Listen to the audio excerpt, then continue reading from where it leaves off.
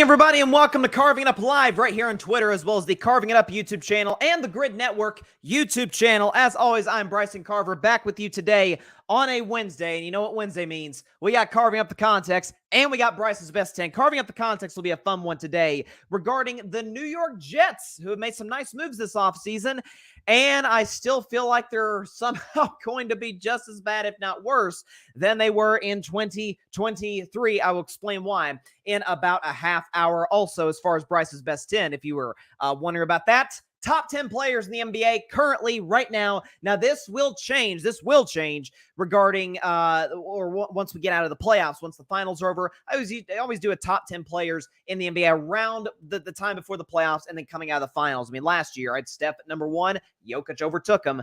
And so definitely you'll want to hear my top 10 players in the NBA in about 45 minutes or so.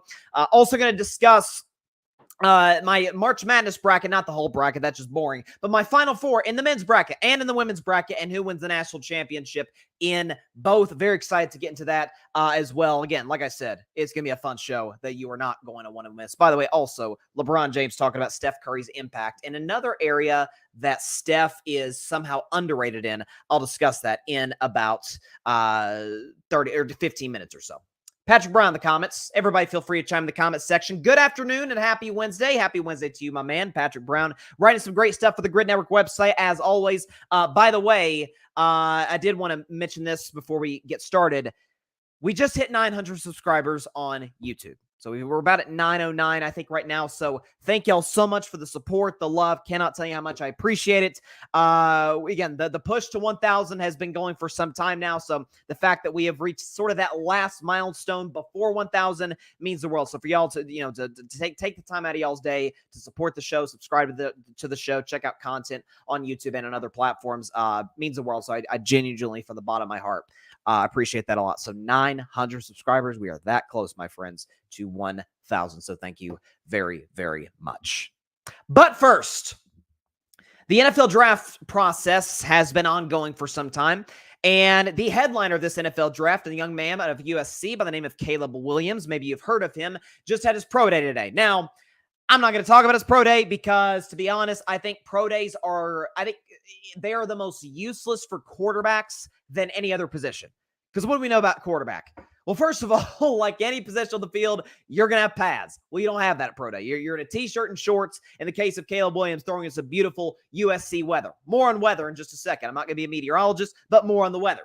Also, the fact that part of being a quarterback is reading defenses, processing defenses, being able to get in and out of your reads. You really don't learn that during pro day. You just simply don't. So, again, I don't put a whole lot of stock in pro day for Caleb. For a prospect I don't like, kind of in between on, I don't put a whole lot of stock in it. What I do put stock in, and anything regarding football, the game of football, is a man by the name of Deion Sanders, primetime head coach of the Colorado Buffaloes, who coached against Caleb Williams last year in a game that was very entertaining. Down the wire, Colorado made a last-second comeback, but USA was able to pull out the W at the end. But Deion Sanders was talking about Caleb Williams. He was on Pro Football Talk on Sirius XM on Mad Dog Radio, and he was talking about Caleb Williams. This is what he said.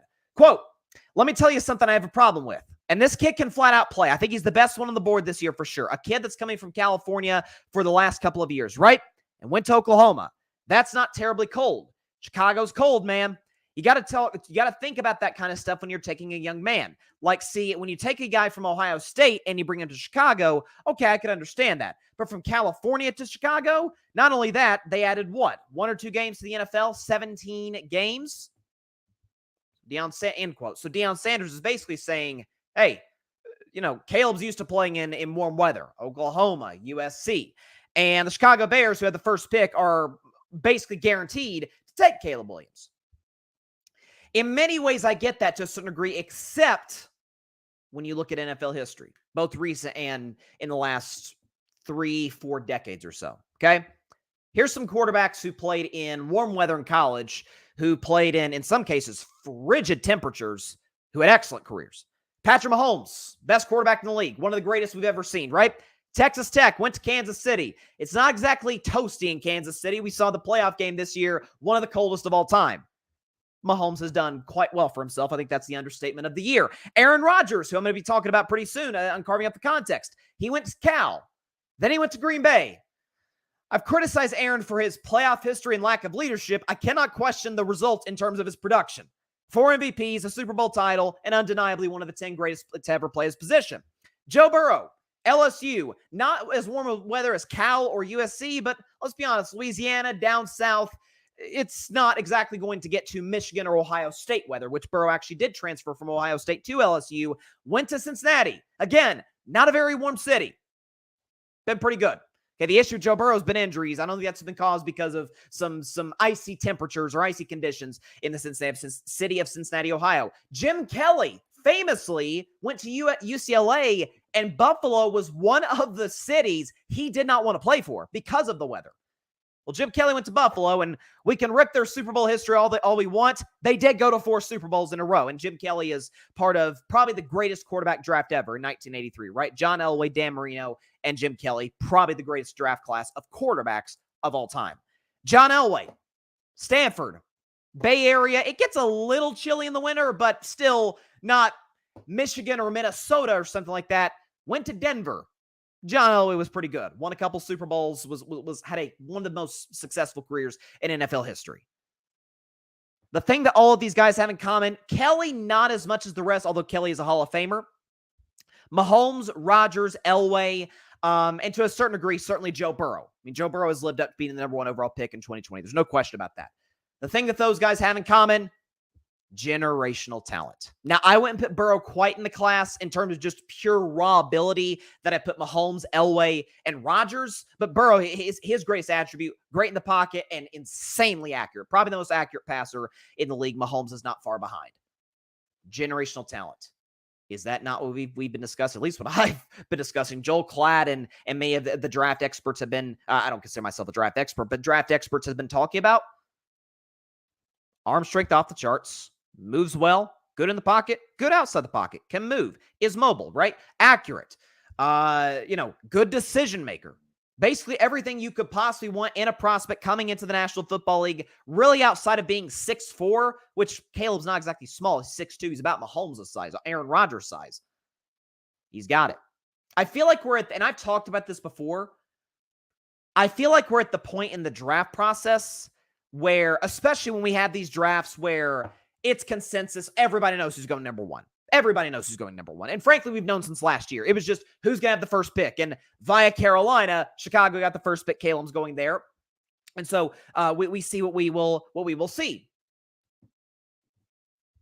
I feel like because we have a month and a half toward the draft, because it's so inevitable who's number 1, we're picking him apart. And for the record, one of the quarterbacks I mentioned, Joe Burrow, I was one of the people who did this to Joe Burrow back in 2020. Now, I didn't have a YouTube show at the time. There was very much younger days in the Carving It Up podcast history, but I was a Joe Burrow skeptic. I was here, no, he's going to be like to Cincinnati what LeBron wants to Cleveland. Now, that is still a bit of a stretch. LeBron literally changed the economy of Cleveland. I don't think Joe Burrow's doing that in Cincinnati, but I was a skeptic. I'm like, man, loaded roster around him. Great offense. Great offensive play calling staff. Joe Brady, we saw the success he had with Josh Allen last year. He had success with Burrow at LSU. Yeah, loaded roster again. Accurate, but maybe not making NFL throws. How's he going to adjust to the next level? A franchise that's not historically well run. Well, Joe Burrow's done pretty darn well for himself. And even the criticisms of Caleb Williams. The number 1 has been, the situation where he cried in his mother's arms. Right? The situation where after the loss, I believe it was to Washington. I could be wrong. I think it was to Washington. Went to the stands, cried in his mother's arms. And I mean, bawled in his mother's arms. I've always said this on this show for years. And again, maybe it's the soft side of me. Of course, who's to say it's even soft? Give me the athlete, male or female, that is so mad, so angry, so pissed off at losing. They are literally they are moved to the point of visible emotion. Give me that person over the kind of apathetic athlete, i.e. Ben Simmons, Jay Cutler. Ask yourself, Chicago Bears fans, if you're skeptical about taking Caleb Williams, think back to the Jay Cutler days. Whenever you guys lost a playoff game, which there wasn't many of those with Jay Cutler, but lost a playoff game or lost a big game to the Packers or something like that. And you saw Jay Cutler walking to the locker room through the tunnel, right? You see the fans there. He's walking through the tunnel at Soldier Field. Did you ever feel like Jay Cutler cared as much as you did? You really didn't. You feel like you were more bothered as a Bears fan than Jay Cutler, who's being paid quite handsomely by the team to be their starting quarterback and have success. Caleb is the exact opposite. And I feel like if him being quote-unquote too emotional is an issue, I feel like you can rein that back in to the point where your emotions can be, to a certain degree, like under control, especially if you're a quarterback, right? And again, Caleb's decision-making, he didn't throw a lot of interceptions at USC. Like, if Caleb was like a 15 to 20 pick guy or was just making bad decisions, then I'd be like, okay, maybe his emotions bleed into decision-making. We didn't see that at USC. So even the flaws, quote unquote, with Caleb Williams aren't really flaws. Brendan Rice, who's coming out of the draft this year, spoke highly of Caleb Williams. A lot of the guys have. Lincoln Riley loves Caleb Williams. So guys who come out in this draft, his coach, they like him. Keenan Allen, who now plays for the Bears, was traded there this past week, showed up at his pro day, catched up with Caleb Williams. So again, potential rapport there. It's not like he's got legal issues. Again, not to go after Baker Mayfield, because I think Baker's turnaround in terms of his maturity has been awesome. But Baker had a police tape. Baker had issues with, remember grabbing his junk against Kansas and just like moments that didn't exactly scream franchise quarterback. And whether it was the fall from grace from Cleveland, then to Carolina, then to the Rams briefly, and then he went to the Tampa Bay Buccaneers, basically left for dead, leads him to the playoffs, gets a massive contract, well-deserved. Whatever it was, a combination of all those things, the maturity, and Baker's always been a chip on his shoulder guy, but he's been able to control it now after years of experience. Who's to say that's not going to be the case for Caleb Williams, who doesn't have legal issues, who hasn't had any real problems with the opposition in terms of, man, this guy, look at this guy. If Caleb had like a Johnny Manziel off the field stuff, he'd be like, oh, okay, like you gotta start asking some questions, because the fact of the matter is the quarterback is the representative of the organization. Whether it's the coach, the GM, the owner, the fan base, the quarterback is the representative of that. So you need them to kind of be put together, mature, good at the podium at press conferences, right? I wouldn't say Caleb Williams is an A+ like a Patrick Mahomes in that regard, but I wouldn't say he's a guy I'm going to be talking about later, Aaron Rodgers, in many ways. So again, I think even the concerns with Caleb are, yeah, you can coach that. You can coach it. You can reel it in. He goes to the right situation. And again, I don't love the head coach situation in Chicago, but I think they got a good OC in Shane Waldron. Assuming they were to move on from Eberflus someday, you're telling me that's not an attractive job in Chicago with Caleb Williams and this young talent they've got there. Great defense, great fan base. I think that'll work. So again, even the concerns for Caleb, are they as big as people are making them out to be? And as far as the pure raw ability in terms of what Deion Sanders is saying, that's not to say what Deion Sanders is saying, it doesn't have validity to it. But we have example after example after example of highly talented quarterbacks who went to warm or warm-ish weather schools, went to frigid temperatures, and were amazing. So if Caleb Williams is not successful in the NFL, I don't think it's going to be because of the frigid Chicago temperatures. Because one thing I think and then we'll move on. One thing I think all cold weather quarterbacks need to have, they got to have a strong arm. They got to have a strong arm. Because when you're throwing through some rough conditions and the ball feels like a brick, you better be able to throw the ball down the field efficiently and at a very high level. Mahomes, cold weather quarterback. Rodgers for years. Even Jay Cutler, who I was never a fan of. Jay Cutler had a massive arm. Josh Allen now in Buffalo. Joe Burrow doesn't have a big arm in Cincinnati. So again, that's a little bit, but it's crazy accurate. So he makes up for it with another insanely, talented gift. Caleb's got the big arm. So to me, in that regard, the cold weather question is not a question, at least as far as I see it. But Caleb Williams, remarkable talent. And again, I think we're in the space where we're just I wouldn't say overanalyzing, but nitpicking every little bit. That's not to say we shouldn't be, but to have that cloud, the clear positives of drafting number 1 overall, I think would be a mistake, one that the Bears are obviously not going to make. They just traded Justin Fields to my Steelers. But let's not overanalyze, because we tend to do that around draft time, especially with highly touted prospects. I see my man John's in the comments. We will get to them later, John. He's a big Jets fan. He's got Jets, Jets. The Jets have made some awesome free agent moves. I will get to them in about 10 to 15 minutes because I think we're missing a larger point in the Jets in terms of their outlook for this season. I really do. I think that there is I'll go into it later. I did want to transition though to LeBron. So LeBron was talking to JJ Redick. LeBron James, JJ Redick have a new podcast, and I think it's going to be really good. We actually talked about it last night in the 8 o'clock spot. Shout out to Tim, by the way, Tim Barnard, his Boston Sports Summit tonight at 7 p.m. Eastern here on the Grid. Definitely check that out. Tim finally broke through and won a show, so congrats to Tim. I looked past the Florida Gators love. But we are both Red Sox fans, so it kind of evens itself out to a certain degree. But congrats to Tim, Mike Guido with a great performance as well. We talked about this last night at the LeBron JJ Redick podcast. I think it's going to be really good. I think we're going to get a look into, LeBron's unbelievable basketball IQ. I would like to see some, especially once we get closer to playoff time, some film breakdowns with Redick and LeBron, sort of Tim Legler style, on like Tim Legler does with SVP on SportsCenter. I'd like to see that. But anyways, LeBron was on the podcast.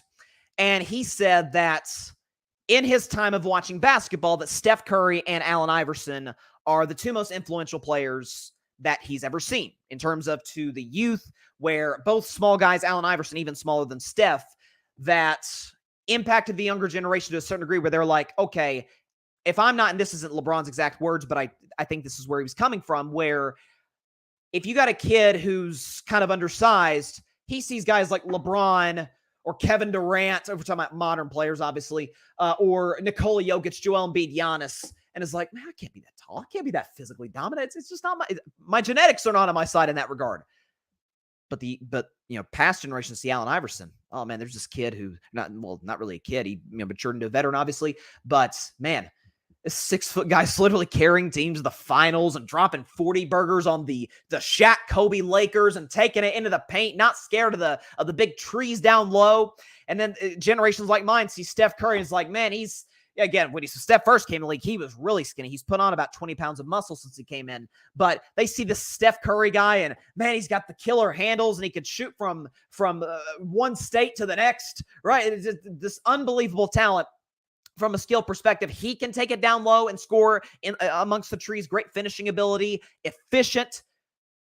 I can be that guy. I can be Allen Iverson. I can be Steph Curry. And so in that regard, I think LeBron is right on the money. That's not to say they're the only two influential guys ever. MJ was influential with the shoes, obviously, with a number of other things regarding branding, right? LeBron's been influential in the sense that he's sort of made it okay as time's gone on for superstars to say, yeah, I'm not winning where I'm at now. Let me go join a better run franchise and be able to put together a team that's capable of winning. I don't think Kevin Durant goes to Golden State if LeBron doesn't go to Miami and other decisions that have followed. Wilt and Shaq literally changed the rules of basketball in many different respects, right? So many influential guys. You could say Dr. J as well. But Steph and AI certainly are very high up in that list, and according to LeBron, basically at the top, at least from the basketball that he's watched in his lifetime. But focusing more on Steph, just because A, he's playing, and B, I'm a Warriors fan, so I'm going to talk about Steph. Shout out to AI, though. Absolute legend. I was thinking about what LeBron was saying about Steph and about how influential he is, and we all talk about greatest shooter ever, changed the game, all that. It's almost become cliche at this point. I don't know if we give enough attention to the fact that this statement's going to sound so simple, but I think it's incredibly true, that Steph Curry makes basketball easier for others. He does. Think about Kevin Durant for a second. Kevin Durant's the biggest example. Kevin Durant is no doubt first ballot Hall of Famer, one of the most accomplished players ever. I think he's one of the 15 greatest to ever do it, and is the most gifted, not the greatest. I always preface that or make a distinction there. One of the most gifted scorers I've ever seen in my life, or the most gifted scorer. Played with Steph Curry. And KD's always been efficient.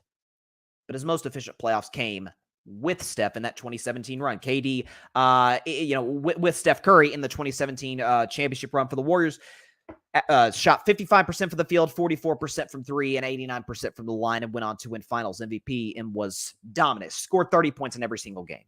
Steph was willing to take a back seat in terms of scoring to open it up for Kevin Durant. Keep in mind the fact that Kevin has not had close to the playoff success, although still a good playoff performer, not close to the playoff success without Steph, then with him. Kevin Durant, with Steph Curry in the playoffs, 33-9, virtually unbeatable in a 7-game series.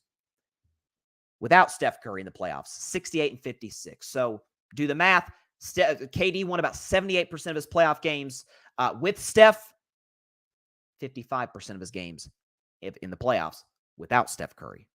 So Steph made basketball. And by the way, for the record, again, KD without Steph has won 55% of his playoff games. Steph without KD has won 63% of their playoff games. Like, that's, again, another distinction. As great as KD is, Steph is better. But think about guys like Sean Livingston. Remember Sean Livingston? He was this highly touted high school prospect, never really lived up to what a lot of people thought he'd be. Then he had the devastating knee injury, bounced around the league, went to Golden State, and shot 50%, at least 50% every single year he was there for 5 years. Andre Iguodala won a Finals MVP with Steph Curry. Now, I think Steph should have won it that year, but still, Andre Iguodala won Finals MVP. Think about Andrew Wiggins. Like, Andrew Wiggins was viewed as not only a bust, but probably the single worst contract in the NBA at the time he was drafted or traded from the Timberwolves to Golden State. I mean, I remember that the day after that trade was made, I remember talking about the Wiggins trade to Golden State. I was like, hey, this is a better Harrison Barnes for the Warriors. I loved the trade at the time. Most did it because it's like, okay, this guy's never lived up to what he was capable of being from a pure talent perspective. Not to mention his contract is horrible. What the heck are the Warriors doing right now? Within 2 years, Andrew Wiggins is an all-star. All-star. And is the second best player on a championship winning team in 2022. And about that contract thing, he got an extension that offseason after winning the championship. The Steph Curry effect. He makes basketball easier for others. Think about a Jordan Poole who this year has been awful. Doesn't even really begin to describe Jordan Poole this season for the Washington Wizards. We could pull up his numbers here super fast. Jordan Poole this season for the Washington Wizards is averaging 16 points a game on 41% from the field, 32% from three. With Steph Curry shooting, he shot well over 40% from three and averaged 20 a game last season. Steph makes basketball easier for others. He creates open looks for Clay. Again, Draymond, we talk about the impact he has with Steph Curry. I love Draymond Green. I defend him for every chance I get. Draymond Green does not have the legacy he has without Steph Curry. Steph Curry is also, by the way, the one of 3 players in NBA history, 3, to win not one, but multiple championships without a top 75 teammate all time. Those other 2, they're quite well known. They are Tim Duncan and Kobe Bryant. Now, that's not to say Steph hasn't had help. That is not to say that Draymond is not one of the greatest defenders ever. That's not to say Clay's not one of the greatest shooters ever.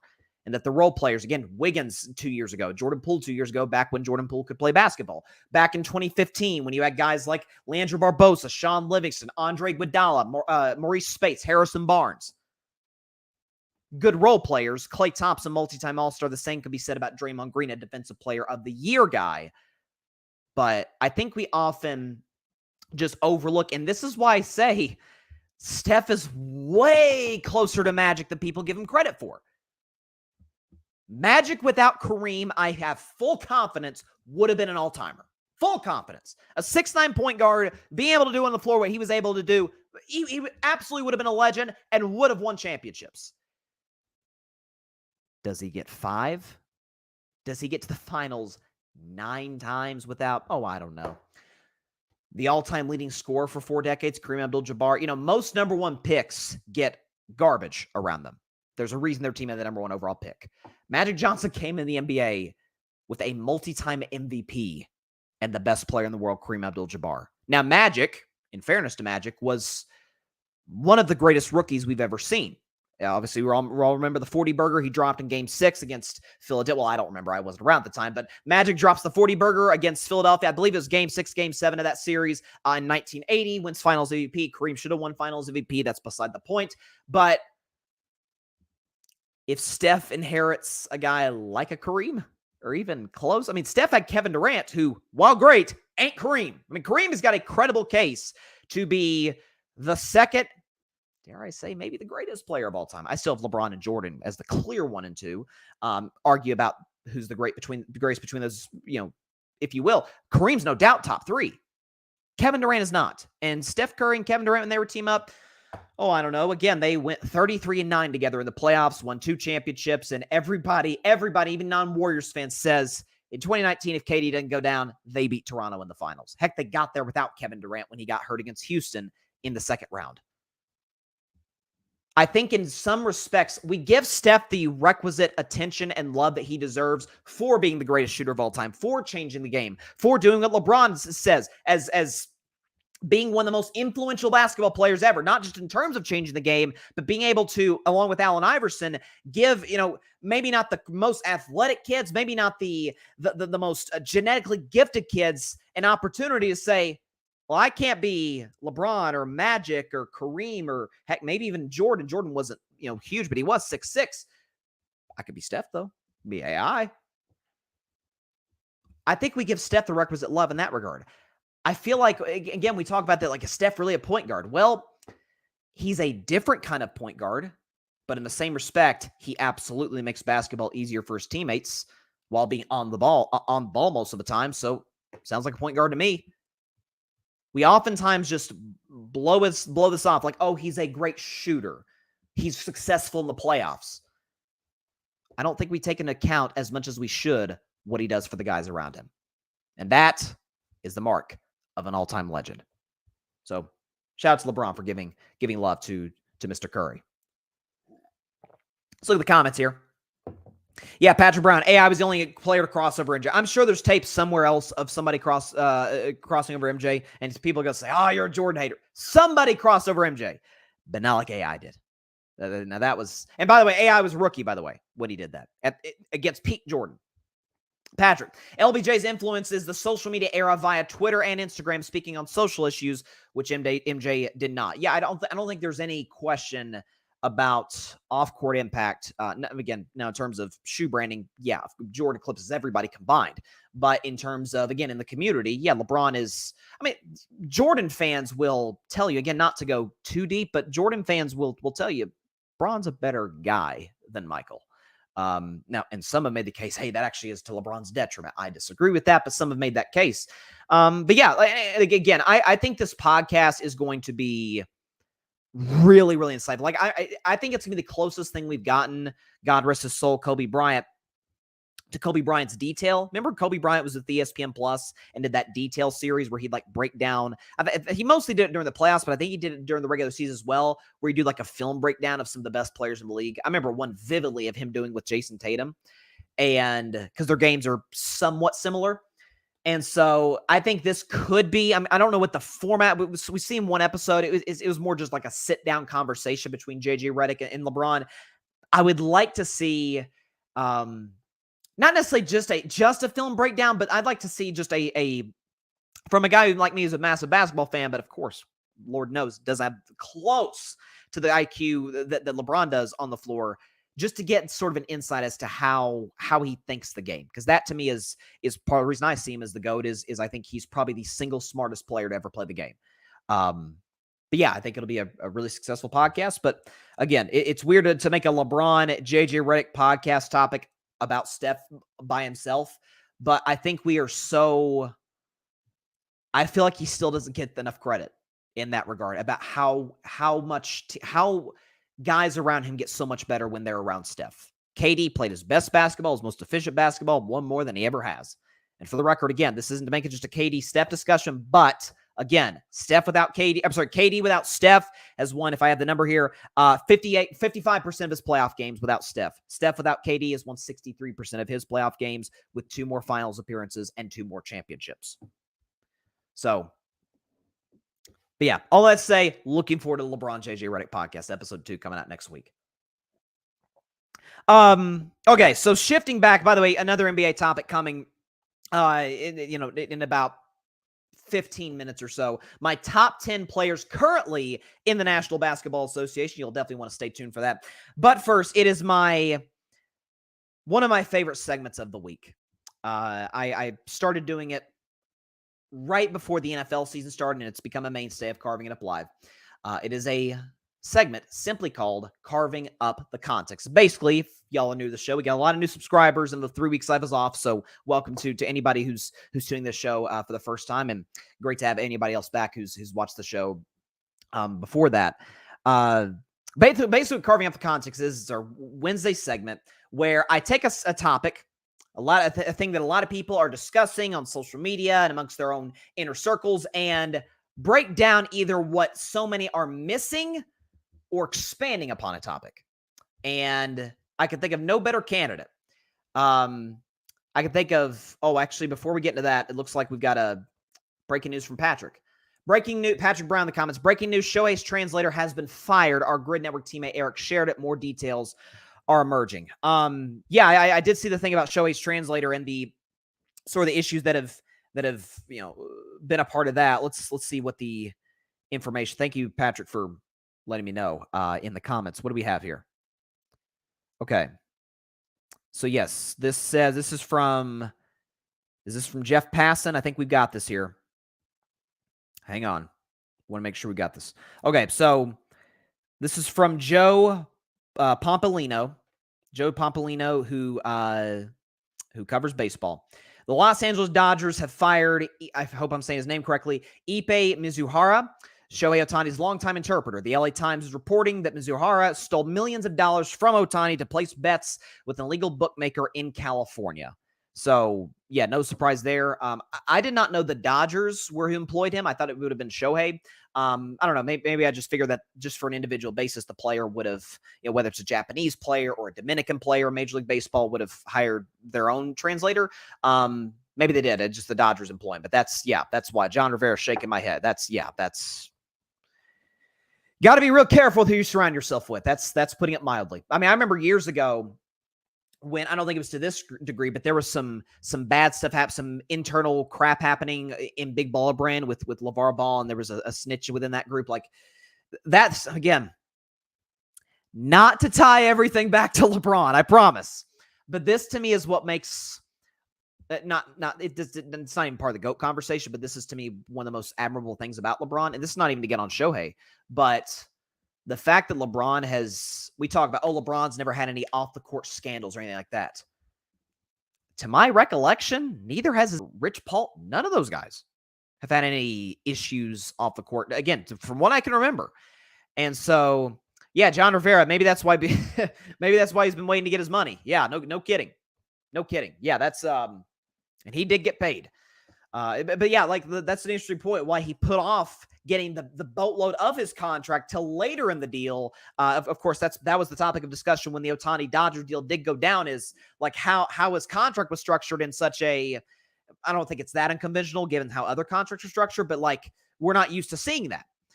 And so, yeah, that is, definitely the right decision. That is, careful with who you surround yourself with. Especially if you're a young athlete, careful who you surround yourself with, especially when you just signed a massive deal, which Shohei did. So good point by John Joe. That's probably why the contract is structured the way it was.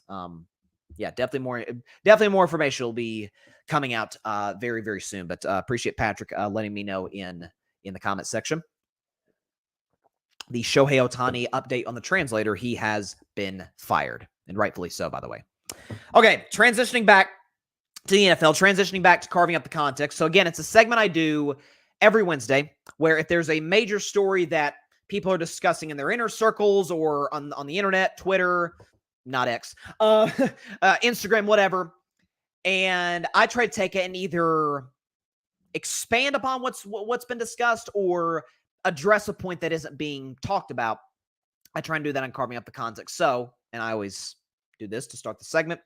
As Primetime Deion Sanders says, give me my theme music.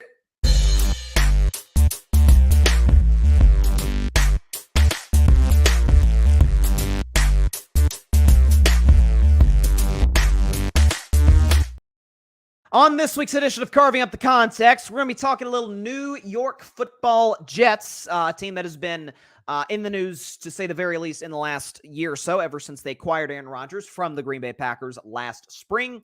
Of course, last season did not even come close to his plan. Aaron tearing his Achilles, only 4 snaps into the football season. And one of the bigger issues that have plagued the Jets has been the fact that they had one of the worst offensive lines in football. Well, to their credit, they've gotten 2 guys, albeit up there in age, Moses and Tyron Smith. Morgan Moses, I believe is the guy's name, and Tyron Smith. They also added the other day Mike Williams, who was released by the Chargers, 29 years old, dealing with a lot of injuries with LA. But when he's on the field, absolute beast, playmaker, matchup nightmare, particularly down the red zone. He's about 6'4", 6'5". And listen, Aaron has been great with jump ball guys in his career. Devontae Adams comes to mind right off the bat. And so I think in that regard, the fit between Mike Williams, if he's able to stay healthy, and Aaron Rodgers will work quite well. You add that to a defense that has Sauce Gardner, that has Quinnen Williams, that has a lot of special playmakers on that side of the ball, an offense that already had Breece Hall, that already had Garrett Wilson. So offense got better. Offensive line, the biggest weakness of the football team in particular, got a lot better. So from that standpoint, the acquisitions by themselves, we're just talking specifically about those, love them. Jets receiving core was not as good as many people give it credit for. That's why Randall Cobb barely got any snaps at all last season. Alan Lazard was getting healthy scratches toward the end of the year. The Jets receiving core was not good outside of Garrett Wilson. When I have Garrett Wilson, you have Mike Williams. I anticipate they could maybe potentially go get a receiver in the draft this year. I still wouldn't be against them drafting another offensive lineman because, again, Smith and Moses are getting up there in age, kind of bringing a new guy to a younger guy to kind of, be a mentor or be mentored by Smith and Moses. As for the Jets, though, in terms of my outlook for them coming into 2024, hadn't changed. Yes, the offensive lines got better, but both Smith and Moses, in particular Tyron Smith, has dealt with injuries. And once you get on the right side of 30, you don't exactly get healthier as time passes. Generally speaking, when we talk about, forget Super Bowl contenders because the Jets obviously are not one. When we talk about playoff contenders, we think about teams that have great quarterbacks. Well, the Jets, in theory, have one. More on that a little later. And we certainly think about head coaches. We think about the Ravens. We think about Lamar and John Harbaugh. We think about the Chiefs, of course, the standard in the NFL right now. We think about Mahomes. We think about Andy Reid. We think about Joe Burrow and Zach Taylor. Zach Taylor's not the level of those guys, but still is a good head coach. I hold, D'Amico Ryans and CJ Stroud, as well as Trevor Lawrence and Doug Peterson in higher regard than most, but we can debate that another day. Aaron Rodgers, Robert Saleh, 8th greatest combo ever. But when we talk about, let's just back up from those two. Because I've said often, one of my sayings on Carving Up Live is, it's a quarterback's league. To a certain degree, though, it's a quarterback/offensive play callers league. Because I hear all the time, you need to have an offensive head coach. Well, not necessarily if you have a good offensive play caller. So the Patriots showed us that for years with Josh McDaniels with Brady. McDaniels, for as bad as he was the head coach, not a terrible OC. Teamed up, of course, with the greatest quarterback ever, Tom Brady. So we think about offensive play callers. Well, the Jets offensive play caller, you would think maintaining continuity from having the same guy from a year ago would work wonders. Roll the tape. Not really the tape. Let's look at how Nathaniel Hackett offensive coordinator for the Jets. Let's see how they fared in terms of scoring points. And that's kind of the point of playing football or really any team sport. Buffalo Bills in 2013 ranked 22nd in scoring under Nat Hackett. The 2014 Bills ranked 18th. 2016 Jaguars ranked 25th. 2017 Jaguars ranked 5th, like top 5 in the NFL. And then they plummeted down to second to last, 31st in 2018 when Hackett got fired. He got hired by the Green Bay Packers and Matt LaFleur when the Packers had the 15th, 1st, and 10th best offenses between the years 2019 and 2021. Here's the problem, and as you could see on that stat right there, Nathaniel Hackett didn't call plays. Matt LaFleur did. So he calls plays in Denver in 2022 as the head coach. They were quite literally the worst offense known to man, and Nathaniel Hackett did not even survive an entire season with the Broncos. And the Jets last season, with Garrett Wilson, with Breece Hall, had the 4th worst offense in all of football in terms of points per game. Well, maybe you can overcome that, though, if you've got a good head coach. Well, Robert Saleh, for whatever some may think of him, is objectively not a good, I don't know if he's a bad head coach. He's certainly not a good one. And we could show you, you want to be playing your best football in December and January, going into the playoffs, a stretch run. The Jets, under Robert Saleh, play easily their worst football in December and January. We can show you right here. Since Robert Saleh's been with the Jets, they're 4-14. That's their record. Their point differential is negative 122. They score 15.5 points per game, and they have a turnover differential of minus 12. All of those stats rank dead last in the NFL. So basically, the Jets are the worst team in football at the end of the season when Robert Saleh is the head coach. Take with that what you will. The Jets defense, to his credit, is good, but basically at the end of the season, they don't score points, they don't take the ball away, they get blown out. Not great. Not saying Robert Saleh's a bad coach. Not saying he's, Nathaniel Hackett, but I am also not in any way making the case he's even a good coach. Like, let's say the level of, I have questions about Mike McCarthy. I think he's a good coach. He's not a great coach. He's not to the level of like a Stefanski. Like, I think Stefanski's a great coach. Or an Andy Reid, John Harbaugh, Mike Tomlin, Sean McVay. So maybe you can overcome that, though, if you have a great quarterback. I mean, we've seen quarterbacks many, many times overcome average to below average coaching. We don't love Zach Taylor. Joe Burrow got him to a Super Bowl. We didn't love Mike McCarthy for years in Green Bay. Aaron Rodgers got him to 1. We don't love a lot of coaches who have success in the playoffs because they have all-time great talents at the quarterback position. Even Belichick, hindsight, we look back, he has 90% Brady. And Belichick, without Brady, has a losing record and has done basically nothing in the playoffs. He has one playoff win without the GOAT. So maybe a great quarterback can overcome that. Here's the problem. The Jets don't have one. Aaron Rodgers is objectively a good quarterback, bordering on average. Check Aaron Rodgers' stats. Aaron Rodgers' last 300-yard passing game. And we think about a guy who's won 4 league MVPs, has a Super Bowl title. We think he's had many of those, and he has. Last 300-yard passing game was in week 13 of 2021. So a year and a half ago. He's played 22 games since then. We're not going to count the Jets game when he only played 4 snaps. We're not, because that wouldn't be fair. He played 4 snaps. We're not going to count that. So basically, his last 22 games as a Green Bay Packer. Aaron Rodgers. Let's look at this. 36 touchdowns, 12 picks, completes about 66% of his passes, pass rating of 96, pass yards per game about 218.9, pretty good. But he's 11-11. He has no 300-yard pass games and, of course, has no playoff wins. It's not a bad stat line. We could put it up one more time. Again, 36 touchdowns, 12 picks. It's not awful. Again, break it down. That would be about a 9-3 touchdown interception. 3-1 touchdown interception ratio. Pass yards per game, 218. Not bad. Not bad. I want to show a stat, though, that's going to blow your socks off. Last 22 games. So again, we're not counting the Jets game that he played in when he tore his Achilles. Last 22 games as a Packer. Let's compare those last 22 games to another quarterback that some, even despite a good season last year, are quite skeptical on. Okay? For the podcast audience, I'll read it off for you. For the YouTube, Twitter audience, you can see it right there. Those numbers are basically identical. Both of these guys, you see Aaron Rodgers stats, you see a mystery player stats, right? Last 22 games, this is. Both have 36 touchdowns. Aaron has 1 fewer pick. Aaron completes slightly more % of his passes. A player in question throws for about 20 more yards per game. They both have a passer rating. Aaron's is 96. The other guy is 95.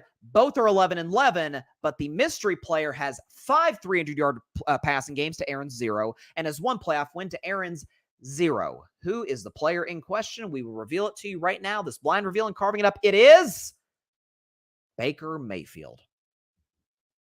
So Aaron Rodgers, the guy who's going to lift the Jets to incredible heights, is Baker Mayfield. Now, to Baker's credit, we know had an excellent season last year that resulted in him getting a 3-year, $100 million contract. And it is worth every penny in terms of what he did for the Bucs last year and what he's capable of doing with those weapons in the future. But Baker Mayfield, again, a few of those starts, we were factoring all the numbers here, was with the Rams, who signed him a week prior to his second Rams start, which is where the 22 games begin for Baker. He was, again, signed by the Rams, had like 2 seconds still in the playbook, won that game against Vegas. Christmas Day, played excellent, and then had some duds against Seattle and Green Bay. Aaron Rodgers is Baker Mayfield, and that's who he is. Aaron is not a top 10 quarterback. He's simply not.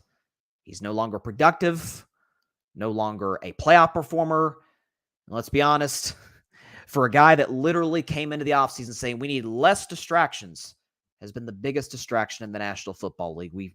The news reports are countless, most notably that he was on the short list being considered for a vice presidential candidate with Robert F. Kennedy Jr., the independent nominee.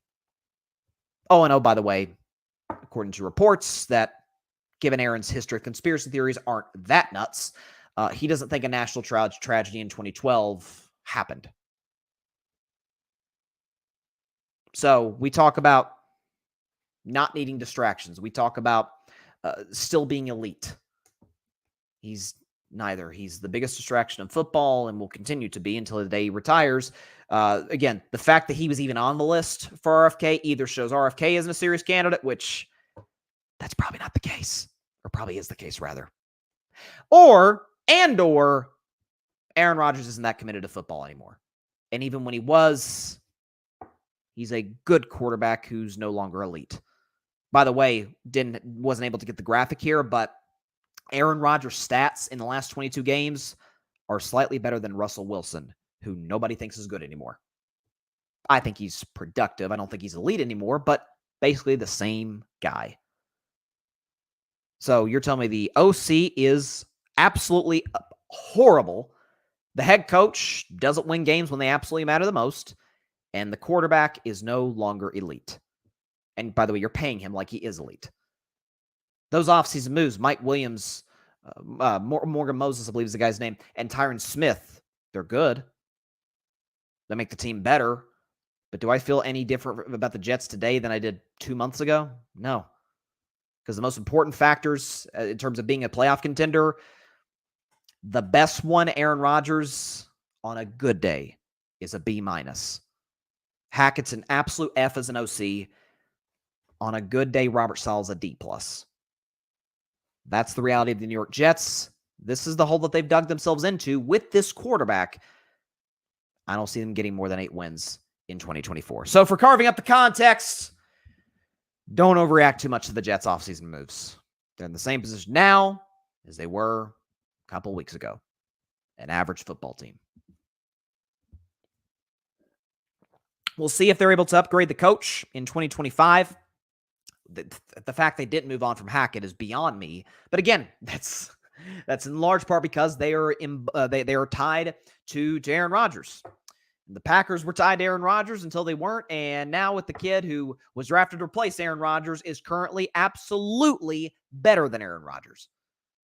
Now, do I think Jordan Love is going to be a star? Let's see. But he's a franchise quarterback, no doubt about it. Aaron is holding on for dear life to that title. He is certainly nowhere near the title being elite. Not even close. I just don't think it's a... I don't think anybody's expecting the Jets to compete for the Super Bowl. I don't think anybody is. I've yet to see somebody even suggest that idea. But in an AFC that's loaded with great quarterbacks and great coaches, they're not a playoff team. I'm sorry, they're not. If you want to look at the AFC right now, let's just look division by division at the draft. We got the draft's a month away. We'll see about any other moves that they're available for the Jets to make. But let's just go division by division in the AFC, okay? So we're gonna have a champion of the AFC West. Spoiler: it's Kansas City. So the Chiefs gonna be in the playoffs, winning the West. South, I think it's gonna be a 3-team race between Indy, Houston, and Jacksonville. One of those teams are gonna make it. So that's 2.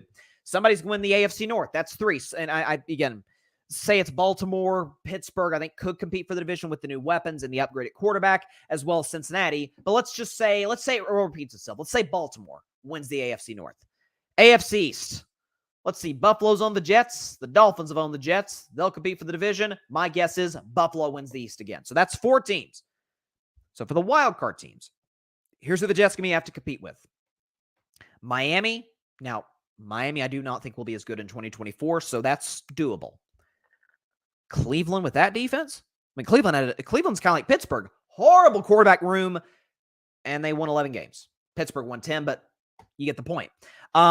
Pittsburgh upgraded at quarterback, upgraded at wide receiver, and are seeking to continue to do the same. Defense is still amazing. Joe Burrow is coming back. So there's 3 teams right there they're going to have to be competing with. Trevor Lawrence and whoever the other quarterback is that's going to be competing for the division title, whether it's Stroud or Anthony Richardson, they're going to have to compete with one of those teams. They're going to have to compete with the Los Angeles Chargers, with Justin Herbert and Jim Harbaugh. So I just named what? 6 teams, 7 teams? Gunning for 3 spots? Jets ain't going to be one of them. I think the roster's fine. I don't think it's Baltimore's. Even with the losses, Baltimore has a way better roster and a way better quarterback and coach and offensive coordinator than the Jets do. And I get Baltimore was the best team in the league in the regular season, but still, if that's kind of what you're aspiring to be, and you're a ways away from doing that. And for the record, Jets had a shot at Lamar Jackson and opted to go with the older, more expensive, less reliable Aaron Rodgers. Heck, even in backup quarterbacks made the wrong decision. Joe Flacco was in the building the year prior. He leaves, goes to Cleveland, throws 1 million interceptions, but it's better than what the Jets had. Zach Wilson, Tim Boyle, who legit shouldn't even be in the NFL. I don't even know if Tim Boyle's still with the Jets. But, yeah, there you go. So, again, I think we're in a space with the Jets where what's a good comparison? I'm trying to think of like a cross-sport. You could argue like the Padres are a good comparison. Now, the Padres just traded Juan Soto, so, that's sort of went out the win. But like last year's Padres, where, again, you had Xander Bogaerts, you had Juan Soto, you had all these pieces, and it never materialized. Now, the problem for the Padres, they won 1,000,000 one-run game, or lost 1,000,000 one-run games, and the Jets weren't competitive in a lot of their losses. So I don't see this as a playoff team in any sense of the word. We'll see. We'll see. And again, will Aaron be good? Yeah, sure, it'll be good. Is that the standard, though, for the Jets? Well, I guess good is the standard for the Jets in many ways, but at the same time, you brought in Aaron. Aaron, and listen, don't get mad at me. Aaron literally said at the press conference, hey, that Super Bowl, that Lombardi trophy, that single Lombardi trophy from 1969, it's awful lonely over there. We need to add to it, which props to him for going for the gold, so to speak. But at the same time, okay, you painted the target on your back as a franchise. You simply don't have the pieces to live up to it. You just don't. So Jets will certainly be a team we'll be talking about all of next season. There's no question about it. And during the draft. So it'll be fun. All right. So we often have these GOAT debates. LeBron, Jordan, who's the best ever? And, or greatest ever. Greatest point guards, Magic or Steph, or is KD pushing top 10 and all this? Where's Jokic going to rank among centers all time when he's done with his accomplishments to this point already? And oftentimes when we think about the future or when we think about the past, we miss the present. That's a very obvious statement that sounds like it came from the Karate Kid or something. Just not quite as wise. We often miss the present. So in this segment, I'm going to recognize on Bryce's Best 10, the best 10 players, my best 10 players in the NBA, of course, in my very humble opinion. So if we can get the background music going right now, if we can pull that up. Hang on, here we go. All right, so background music going. Bryce's Best 10, my top 10 today. Start now.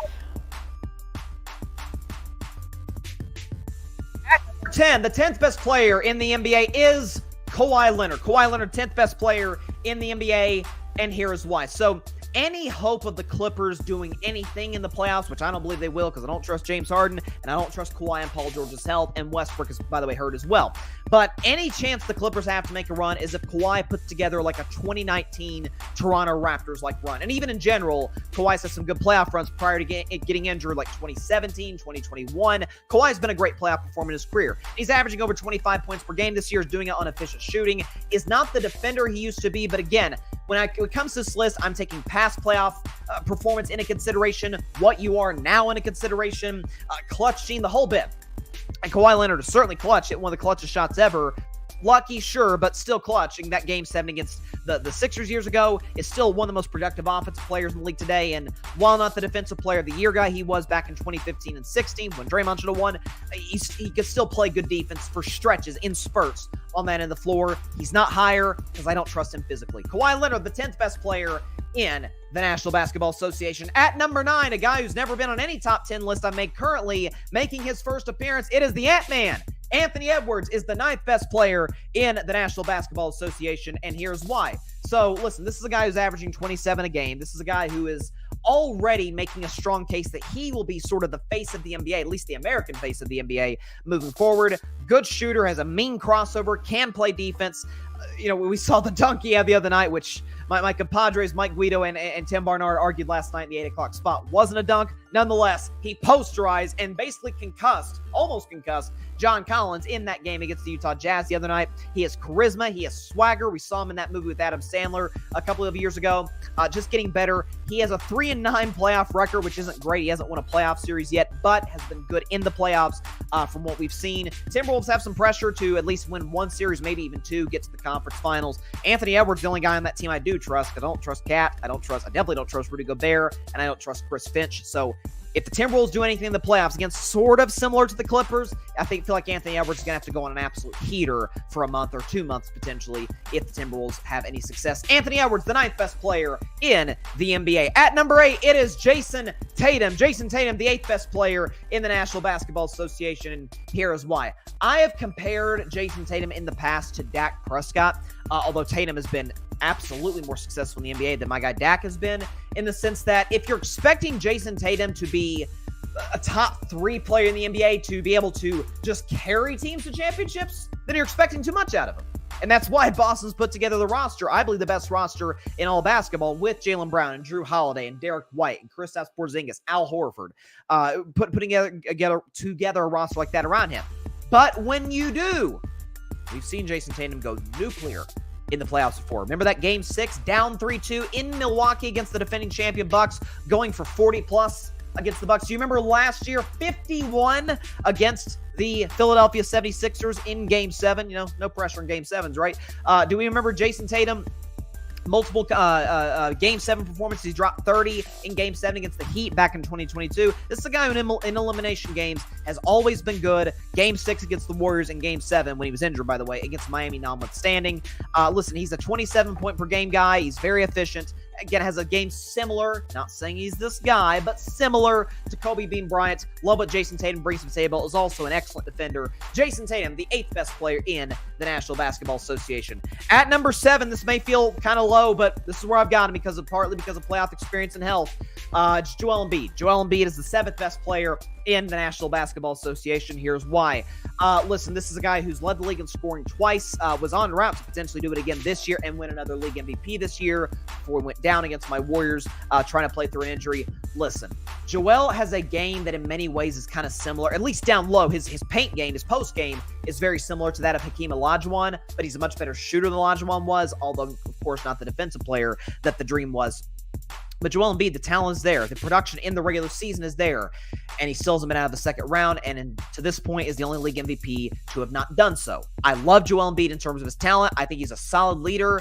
And at this point, it's like, dude, Embiid should be coming back soon. You have Tyrese Maxey. You have a championship head coach on your squad. And Nick Nurse. You have a good roster around you. Tobias Harris has had a good year. Your bench has been good.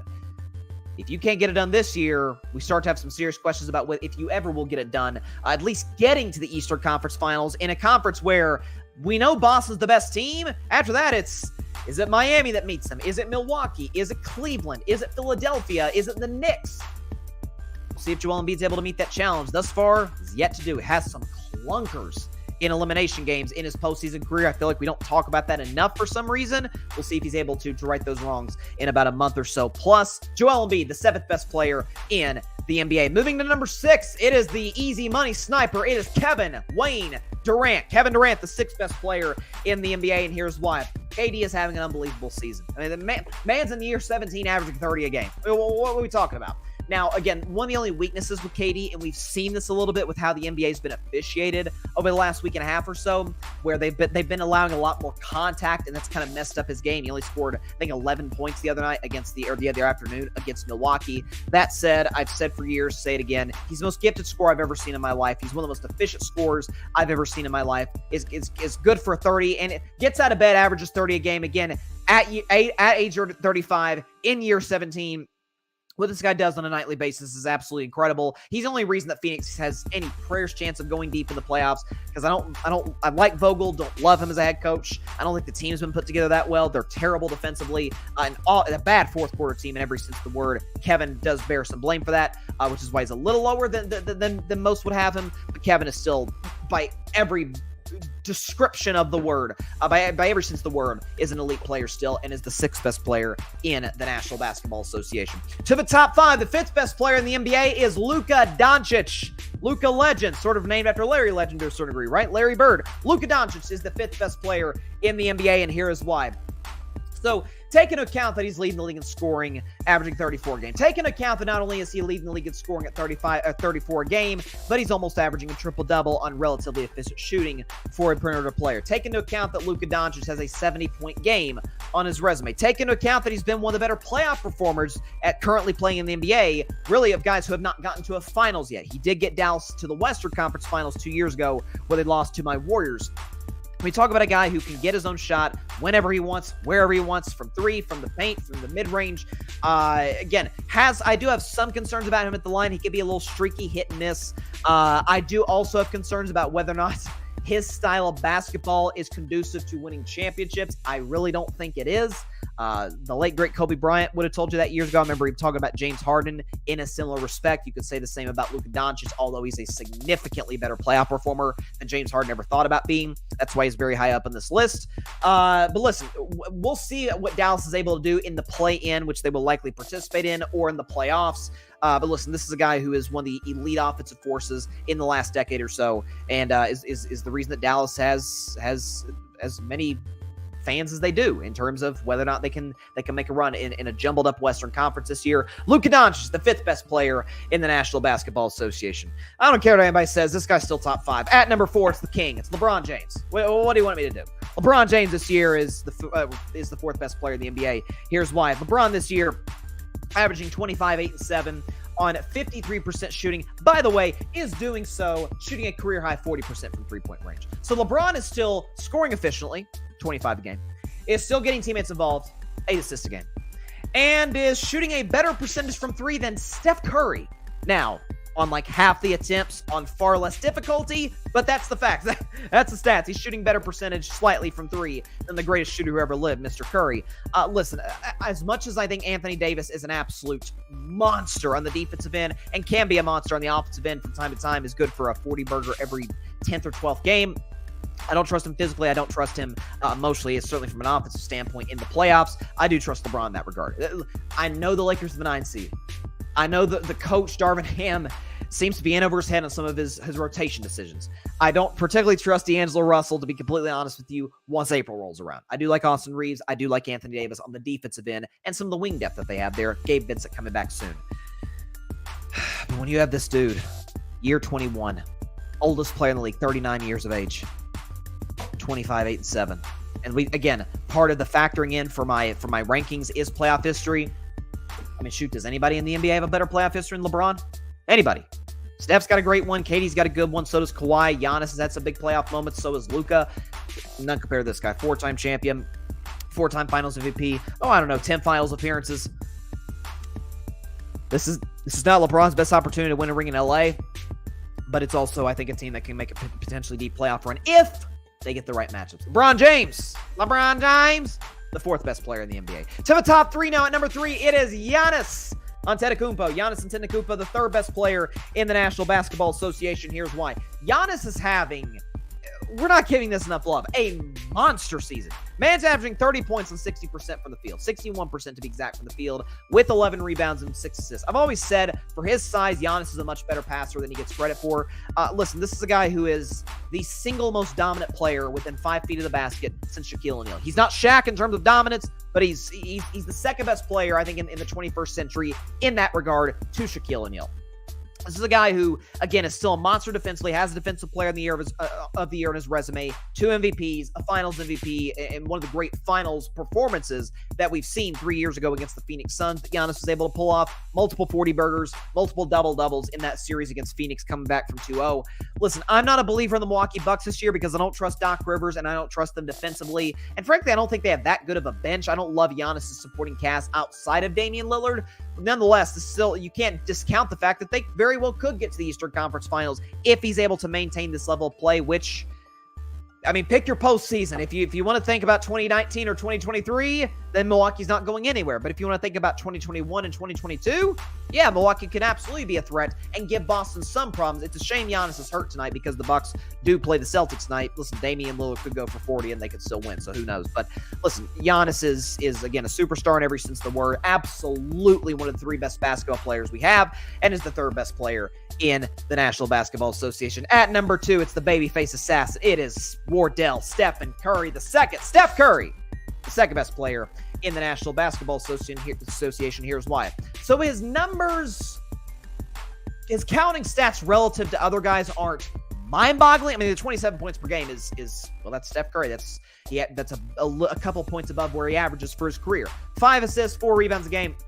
But I think one thing that I think is keeping Steph in this top 2, again, playoff history speaks for itself. He's a 4-time champion. He should have more than 1 finals MVP. That's another conversation for another day. 2-time league MVP, is leading the league by a mile in 3-pointers made, and has, by the way, been the single clutchest player in all basketball. This notion that Steph is this choker, is a clutch, is simply not an opinion that is based in fact. Steph Curry this season is first in clutch points, first in clutch field goals made, first in clutch three-point makes, first in clutch points when trailing, first in clutch points, clutch field goal makes while trailing, and 4th in the NBA in terms of 4th quarter points per game. I love DeMar DeRozan like everybody else does.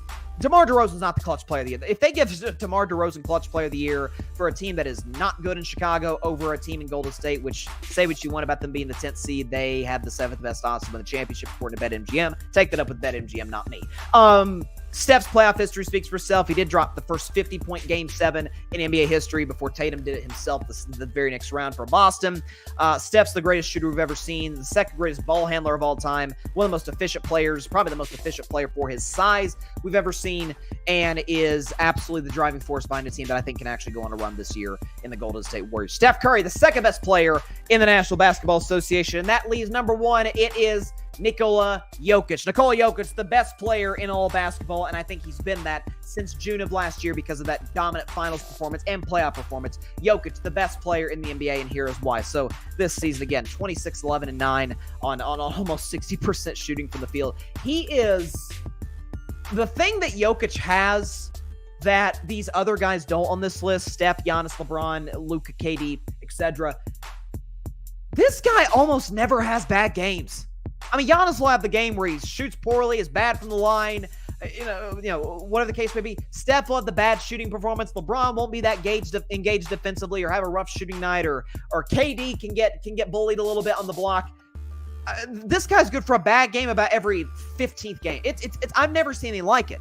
And the reason because of that is because he can beat you in multiple different ways. If you try and crowd him down low, he'll kick it to Jamal Murray or to Michael Porter Jr. or to Kentavious Caldwell-Pope or Reggie Jackson, whoever the shooter is in the corner.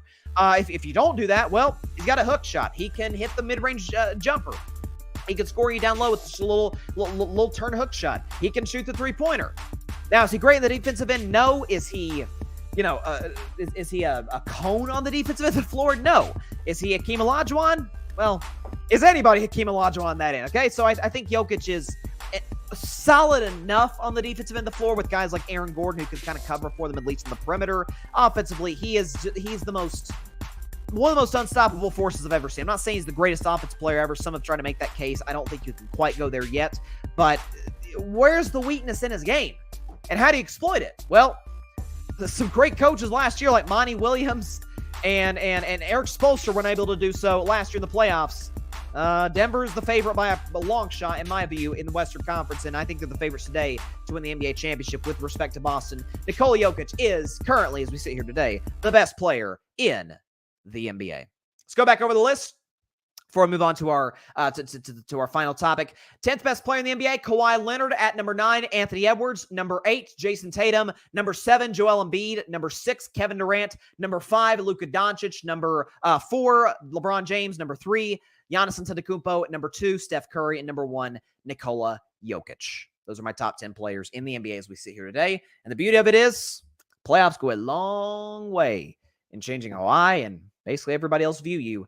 Listen, I had Jokic like outside the top 5 last year coming into the playoffs. He exited it numero uno. So a lot could change. And by the way, I'm currently, just for fun, because I'm way too obsessed with this, I am putting together a list of basically like the top 50 players in the NBA currently. I'm not going to do a top 50, segment on this show. I may like in the offseason when there's not much to talk about, but I'm down to number 17 on my list. And again, going over best players in the NBA. I've got Anthony Davis as the 17th best player in the NBA. Some have him top 10. And I don't discount that.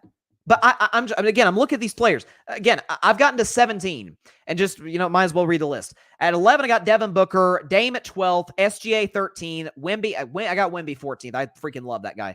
Jimmy Butler 15 because of what he does in the playoffs. Jalen Brunson 16. I love it. Jalen Brunson brings to the table in terms of leadership, efficiency. I think the Knicks could be scary in the playoffs this year. And I got Anthony Davis 17. I still haven't mentioned Kyrie Irving, De'Aaron Fox, Bam Adebayo, Halliburton, Maxey, Banchero, Donovan Mitchell, Karl Anthony Towns, Paul George, Jamal Murray. Like, I think we are right now living in the most talented era of all time. I think before the 2020s, I think the 80s and the 2010s were kind of headbutting as the most talented eras ever. I mean, think about the 80s.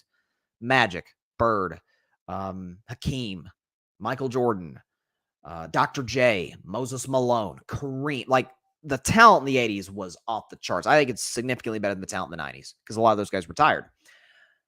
2000s, I think, might be the least talented era ever. The 2000s and the 70s, because you did have Kobe, Tim Duncan, LeBron was sort of coming into his own and into his prime, certainly by the end of the 2000s. AI, Shaq, but I don't think it compares to that of the 80s, just in terms of raw Hall of Fame talent, or certainly the 2010s, where you have LeBron, Steph, KD. Giannis was coming to his own in the 2010s. Kawhi Leonard, Kobe was still, Kobe had a 60-point game in his last game and was still excellent coming into the 2010s. The 2020s are ridiculous in terms of talent, though. Again, some of the guys that will not make my top 20, I'll just tell you right now. Scotty Barnes, Trae Young, DeMar may make it into my top 20. I think Drew Holiday is excellent. Like, the talent we have in the NBA today is like, again, when I hear people say, back in my day it was way better. No, it was not. No, it wasn't. No, it wasn't. I'm going to have 20-point scorers outside my top 20. Efficient 20-point scorers, by the way, who have good playoff histories. Jamal Murray is the number 2 of the best team in the NBA, in my opinion, and I don't think he's a top 20 player. Like, that shows you how deep the league is today. So definitely wanted to make that case. Finally, so has March, I just want to, y'all chime in the comments. Let me know. Has March Madness officially started? Because I know the first 4 was yesterday in Virginia. What the heck was that? But in general, like, I don't count the first 4 as March. To be completely honest with you, I barely watched the first 4. I mostly paid attention to Conference Championship weekend, certainly in the month prior to that. And then going to March Madness is kind of a better reading for where we're at. But I consider men's tournament starts tomorrow. I consider that the start of March Madness. I think the women's tournament begins on Friday or Saturday.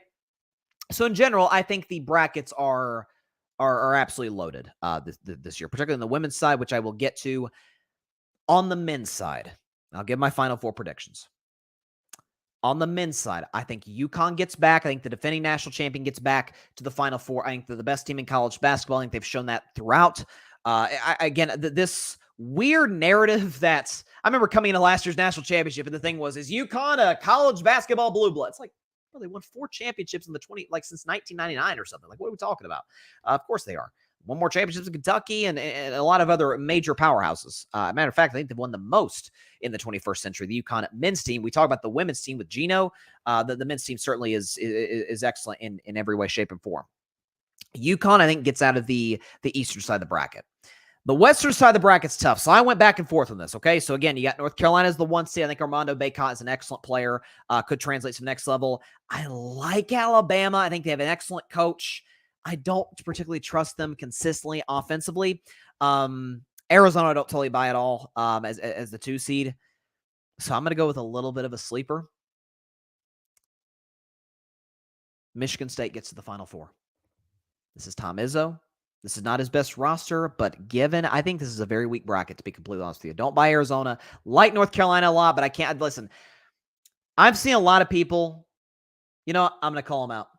I'm going to call them out, and one side of the aisle is going to get pissed off with me, but this has nothing to do with politics. I saw President Biden's bracket, and it's a bunch of 1 seeds.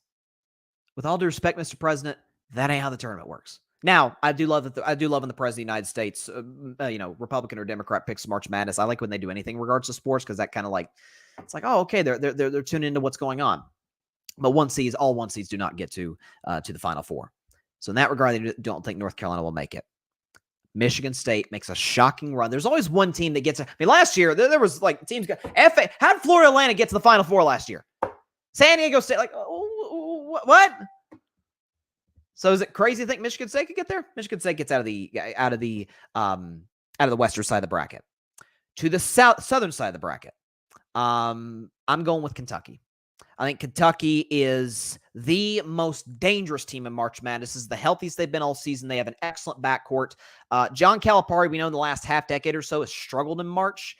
Has had some ugly first and second round exits. I think Kentucky has been playing their best basketball. And oftentimes we talk about, who's the 1 seed?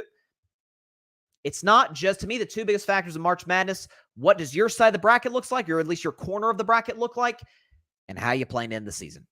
And Kentucky, the loss to Texas A&M in the SEC tournament notwithstanding, they've been playing excellent basketball. They're their most healthiest. They're their healthiest point in the season. I think Kentucky gets to the Final Four out of the southern side of the bracket. In the Midwest, South Carolina scares me, to be honest with you. As an SEC guy, South Carolina scares me. I don't buy Purdue in the slightest. I don't buy Zach Edey in the slightest. He's a big, tall, 7'4" guy who can't shoot to save his life. Come on. And Purdue routinely underachieves in March Madness. So I don't buy Purdue at all. This will come back to bite me. I know it will. But I'm going to say it anyway. Tennessee gets to the Final Four. And you're like, Bryce, you're a Tennessee fan. Why are you saying? Because I've been burned before. I didn't buy into the Vols last year, March Madness. They did get some Sweet 16, which was cool, but I didn't. Rick Barnes has yet to get to an Elite Eight in his time as my Vols head coach, and I love Coach Barnes. Like anybody taking this as an anti-Rick Barnes, 2-minute segment here, they're mistaken. I think Rick Barnes is an awesome coach. They get to the Final Four because I think Tennessee is in a spot where their defense has not been great all season long. I just have the belief that in these tournament games, defense is going to kind of prevail down the stretch of games. And Rick Barnes is the type of dude to get guys locked in on that side of the floor and late in games. And Tennessee has, without a shadow of a doubt, the best player in college basketball. His name is Dalton Knecht. Excellent player. I'm not sure where draft experts or analysts have now. That's a good question from my guy, Mike Guido. Shout out to Mike on the Grid Network. Loves doing the NBA draft scouting. Dalton Knecht is an absolute offensive wizard. He can shoot from 3. He's got a mid-range jumper. He can get to the paint with ease as it's kind of a bigger guard, right? He's very efficient. He's good. He's not as good as you'd hope from the free throw line, but good enough to get the job done. Again, pull up threes. He reminds me of a Dalton Knecht's probably 6'5", 6'6". He reminds me of a 6'5" Kevin Durant. And Kevin Durant and Dalton Knecht know each other. KD's been on social media talking about this kid, man, he's a killer, man. Let me tell you, late in these games, by himself, he can take over games for Tennessee and kind of bail them out of a lot of situations. So for that reason, I feel like I'm going to get bit by this. I think my Vols get to the Final Four. So with that said, Tennessee in the bracket would then take on Kentucky.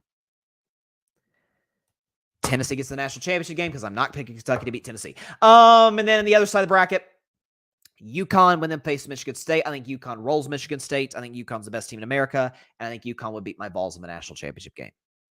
So UConn, Tennessee.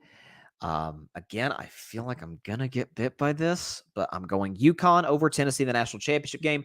I don't want to get burned by my team again because I know Rick Barnes in March and it's not good.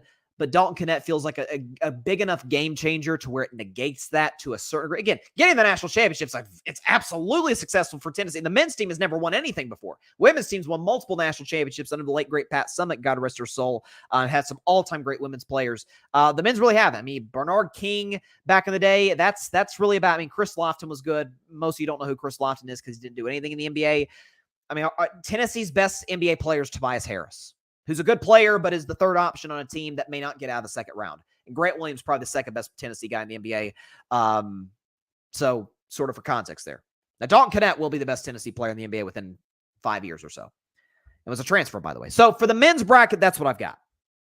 UConn, Michigan State, Kentucky, Tennessee.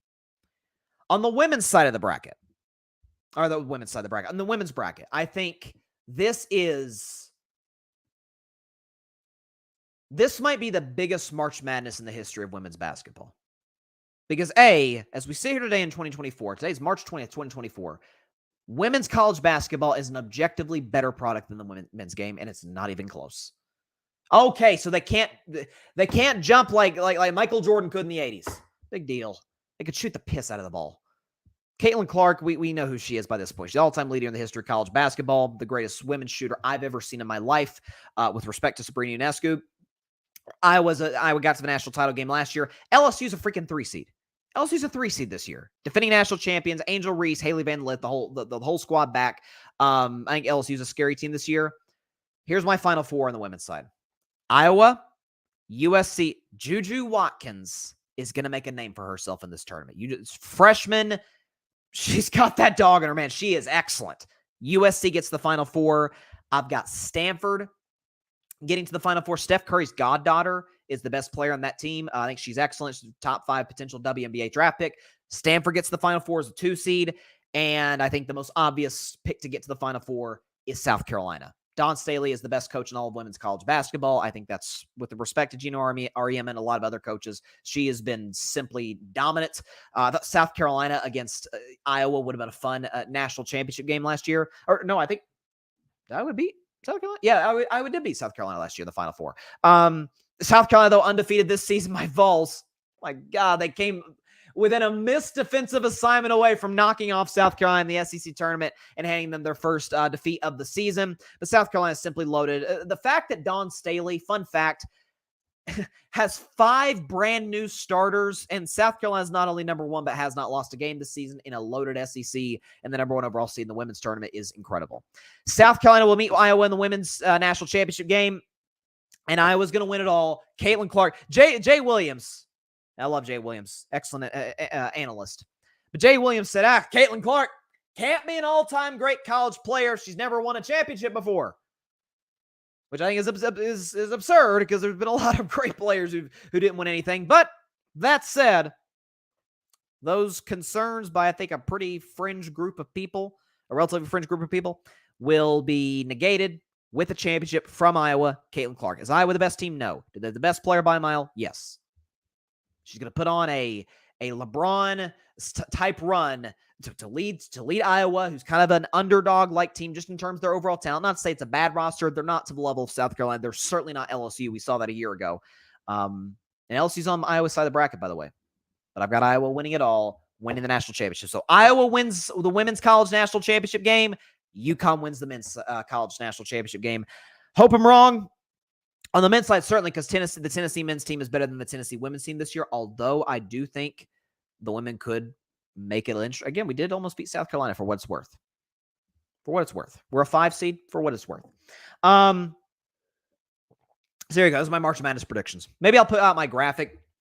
Maybe I'll put out a graphic like on social media tomorrow, like giving my full predictions, but there we go. All right, that's all the time we have for today's show. I appreciate everybody stopping by. As always, be sure to catch Carving It Up Live on Friday at 6 p.m. Eastern, 3 p.m. Pacific time right here on Twitter, as well as the Carving It Up YouTube channel and the Grid Network YouTube channel. And of course, be sure to like, share, comment, and take 2 seconds out of your day. Hit that big red subscribe button. helps the channel grow exponentially. We're trying to get to 1,000 subscribers. We've already crossed 900 just yesterday or a couple days ago. So if we can get to 1,000 subscribers, let's say by the NBA playoffs. We'll do that. By the NBA playoffs, let's get to 1,000 subscribers. If you have subscribed, thank you. Thank you so much. Your support means the absolute world to me. This show's nothing without the audience. I could be Stephen A. Smith up here, and it means nothing if you, the people watching this show, are not tuning in to watch or to listen. So for that, I thank you so much for that. If you have subscribed, please tell everybody you know about it. Please tell your friends, your family, your cats, your dogs. Just don't interrupt your cat while you're sleeping. He or she will be very mad at you. I know from experience. So definitely tell everybody you know about the show. Hit that big red subscribe button. If you haven't subscribed, just takes a couple seconds if you're on YouTube. If you're not on YouTube, come to YouTube. Hit that big red subscribe button down there, and you're part of the Carving It Up family. Just as importantly, and I want to emphasize that, just as importantly, be sure to go subscribe to the Grid Network.